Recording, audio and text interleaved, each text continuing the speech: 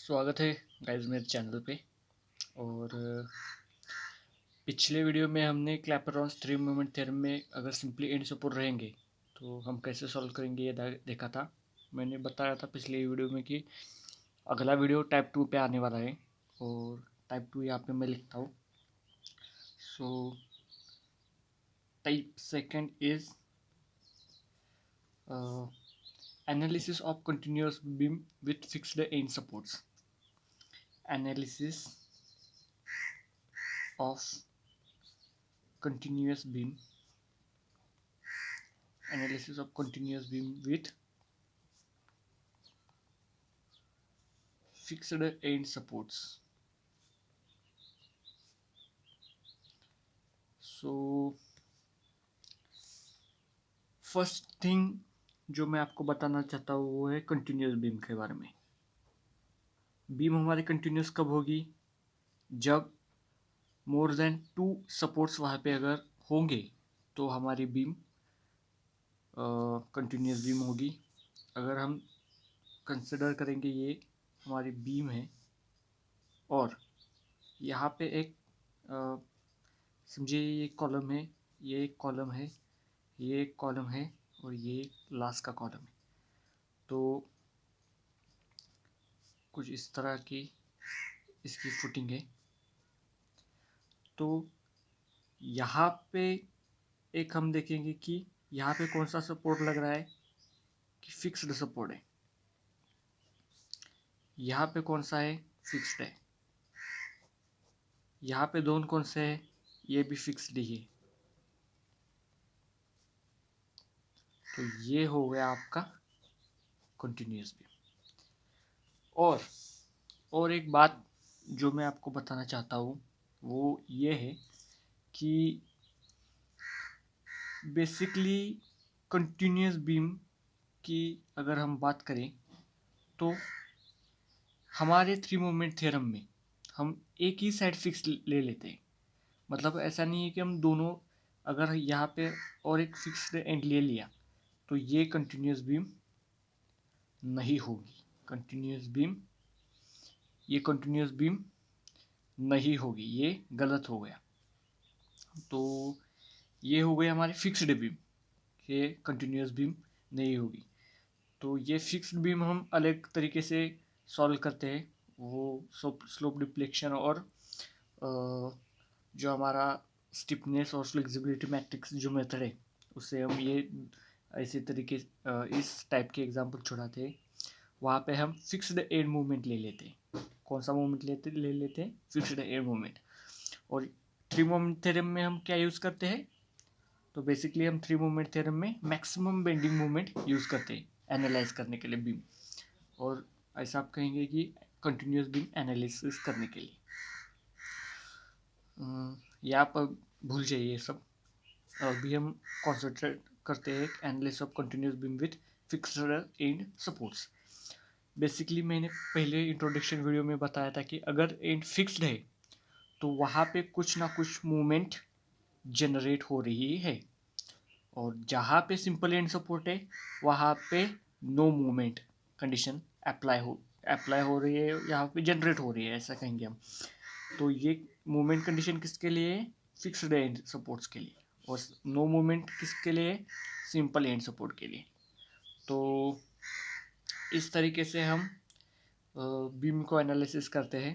तो three moment theorem, Clapeyron's three moment theorem जब भी आपके सामने आएगा तो अब आप एक ही ध्यान में रखेंगे कि फिक्स्ड एंड मूवमेंट पे हमें मूवमेंट कैलकुलेट करना पड़ेगा। और जहाँ पे एंड सपोर्ट सिंपल है वहाँ पे तो जोरो होगा, लेकिन जो मिडल सपोर्ट है मतलब टू दो हो या दो से ज़्यादा हो तभी भी हम वहाँ पे मूवमेंट कैलकुलेट करेंगे।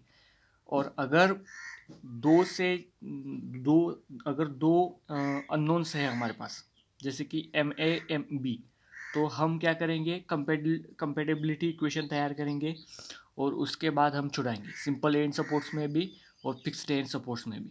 मगर फिक्स्ड एंड सपोर्ट्स में अगर हम बात करेंगे तो एक जो एक बीम में ले लेता हूँ। सोचो एक बीम है, यहाँ पे एक सपोर्ट है, रोलर सपोर्ट। यहाँ पे एक रोलर सपोर्ट है।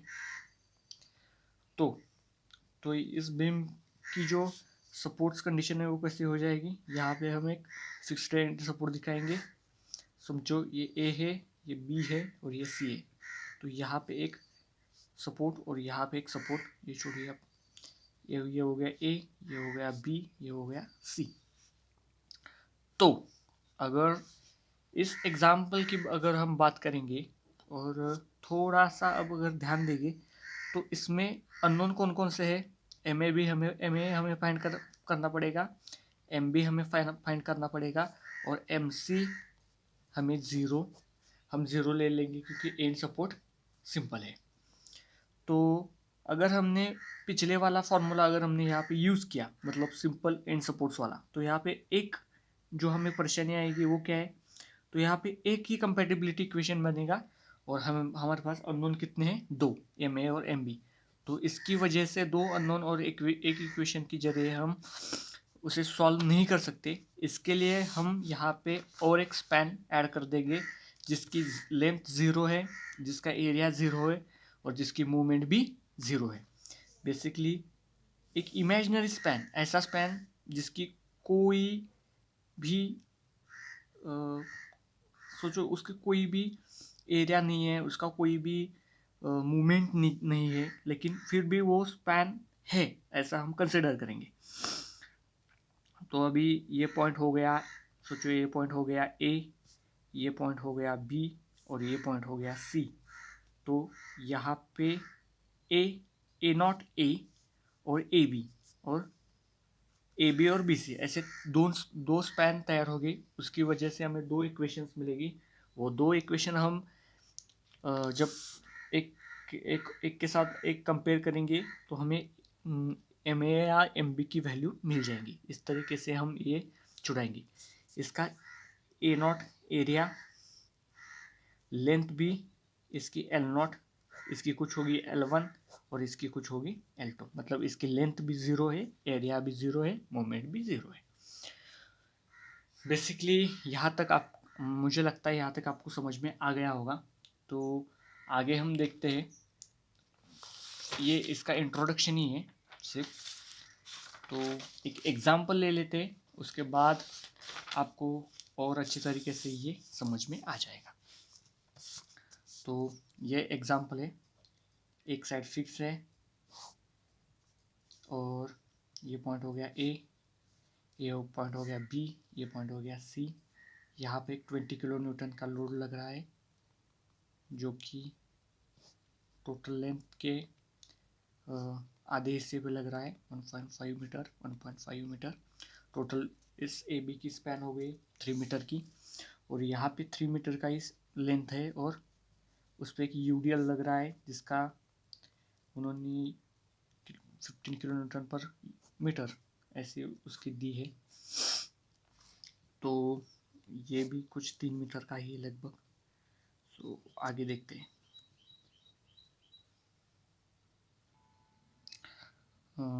थोड़ी वीडियो लेंथी हो जाती है, इसलिए मैं इस वीडियो में थोड़ा सा फास्टली आपको समझाऊंगा। तो बेसिकली यहाँ पे हम देखेंगे कि ये हमारे अगर बीम है तो यहाँ पे है ए, यहाँ पे है बी, यहाँ पे पॉइंट है सी। तो यहाँ पे हो गया ए नॉट जिसकी लेंथ है एल नॉट, इसकी लेंथ है एल वन, इसकी लेंथ है एल टू। तो इस बीम को हम इस बीम से अगर कंपेयर करेंगे तो इसके पीछे एक इमेजिनरी सेक्शन आ जाएगा, ये आप ध्यान में रखिएगा। तो फर्स्ट स्पैन के लिए हम अगर बात करेंगे तो फॉर स्पैन ए नॉट ई, तो ए नॉट ए की, ए नॉट ये है, ए नॉट ए ये है। तो इसके पीछे का जो सेक्शन है उसका एरिया स्मॉल ए अगर हम लेंगे तो उसका एरिया हो गया ज़ीरो और उसका सेंटर ऑफ ग्रेविटी हो गया ज़ीरो और उसकी मूवमेंट भी हो गई ज़ीरो। तो ये आपको लिखना पड़ेगा क्योंकि ये हम यूज़ करते हैं। Secondly for span A B, अगर हम इस स्पैन की बात करेंगे, इस स्पैन की ए बी की, तो वहाँ पे 20 किलो न्यूटन का बीच में अगर लोड लग रहा है तो हम मैक्सिमम बेंडिंग मोमेंट फाइंड करते हैं डब्ल्यू एल अपॉन 4 के जरिए से। मतलब ये formula WL² WL divided by 4, W हो गया 20, L हो गया 3 डिवाइडेड बाई 4। इसका आंसर आ गया, ये कुछ हो गया 60 के 60 डिवाइडेड बाई 4 मतलब ये हो गया 15 किलो न्यूटन इंटू मीटर। तो उसके बाद एरिया कुछ 1/2 into L into WL divided by 4। मैं ज़्यादा लिखने वाला नहीं हूँ आगे। 1/2 इंटू लेंथ मतलब 1/2 इंटू टोटल लेंथ 3 इंटू 15। इसका आंसर कुछ आएगा आपके पास 22.5 मीटर स्क्वायर। तो इसके बाद x1 इसे 1 कहेंगे, x1 L/2, L हो गया 3/2, इसे 1.5 मीटर। तो ये हो गया फॉर स्पैन AB। हम इसके बाद देखेंगे फॉर स्पैन BC। तो यहाँ पे यूनिफॉर्मली डिस्ट्रीब्यूटेड लोड है जिसकी 15 किलो न्यूटन पर मीटर की एक दी है उन्होंने, मतलब पर मीटर 15 किलो न्यूटन का वेट लग रहा है जो कि यूनिफॉर्मली डिस्ट्रीब्यूटेड है। तो maximum bending moment WL² divided by 8।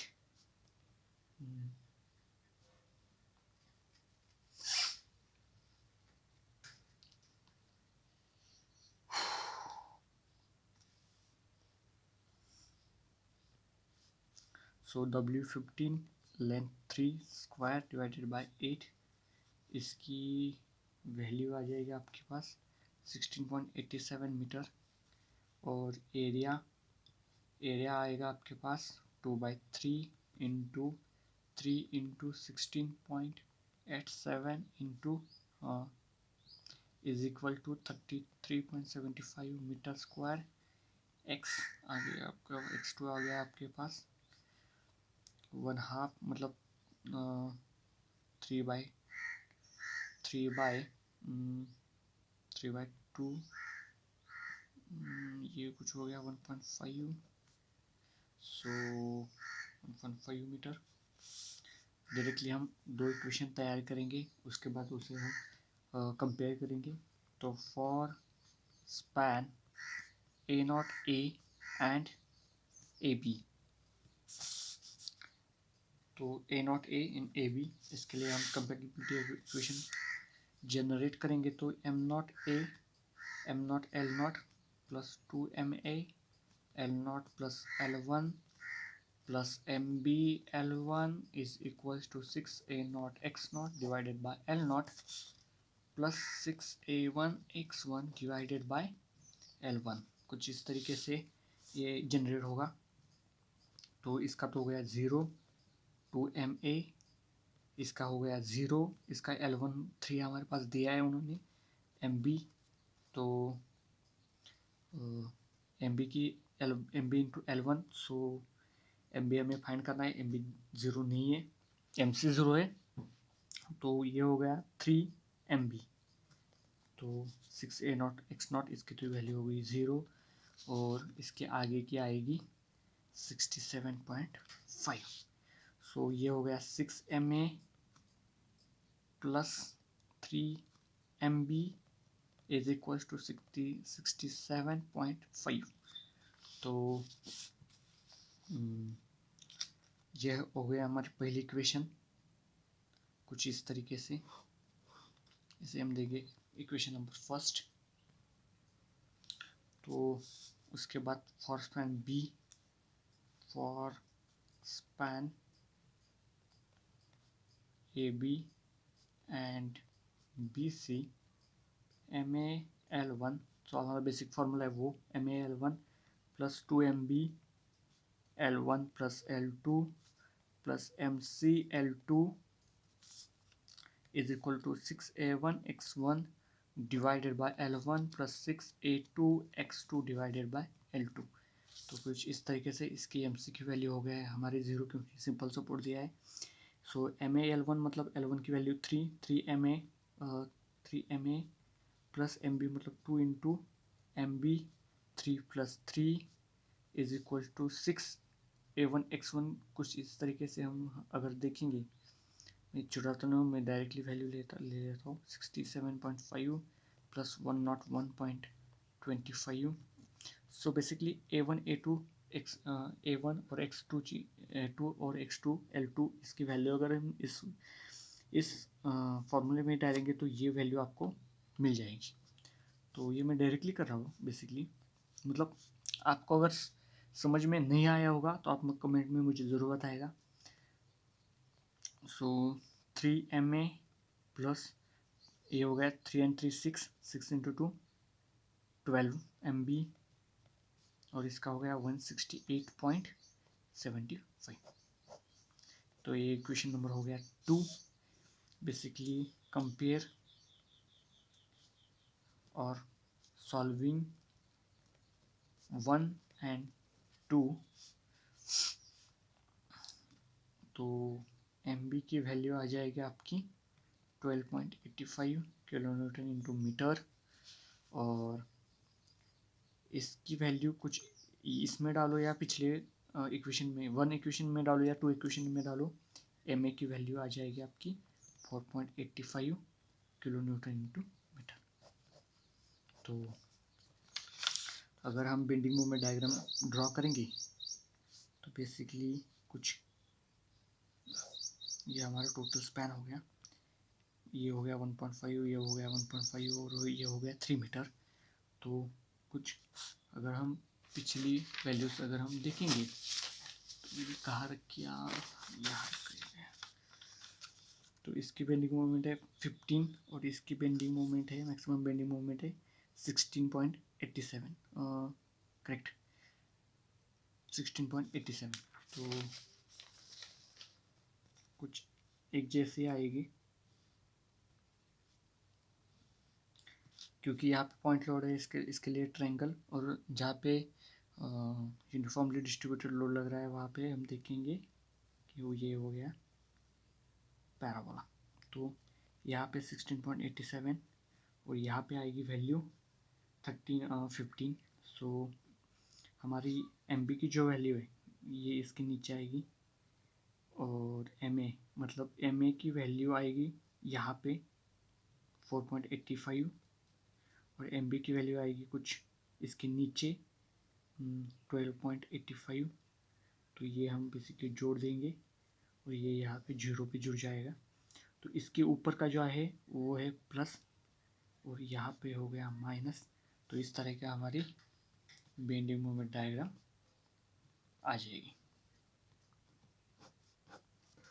आपको ये एक मतलब ये एग्जांपल सॉल्व करते वक्त कुछ सोचने की ज़रूरत नहीं है, ये डायग्राम आपको इजीली आ जाएगी, आप प्रैक्टिस करते रहिएगा। और मैंने पिछले वीडियो में जो भी बताया इसके बाद में हम ओवरहैंग सपोर्ट के बारे में देखेंगे और उसके बाद सिंकिंग ऑफ द सपोर्ट के बारे में देखेंगे। कुछ अलग नहीं है, ये दो ही कंडीशन यूज़ करेंगे हम, मतलब सिंपल एंड सपोर्ट और फिक्स्ड एंड सपोर्ट नहीं, fixed supports and simple supports की इसमें ओवरहैंग का एक पोर्शन आगे आ जाएगा और सिंकिंग में कुछ A सपोर्ट या B सपोर्ट या C सपोर्ट कुछ तो सिंकिंग दिया होगा उन्होंने MM में, और उसके लिए एक कंडीशन है और एक फार्मूला इसमें ऐड हो जाता है, इसके आगे अलावा कुछ नहीं है। Thank you guys.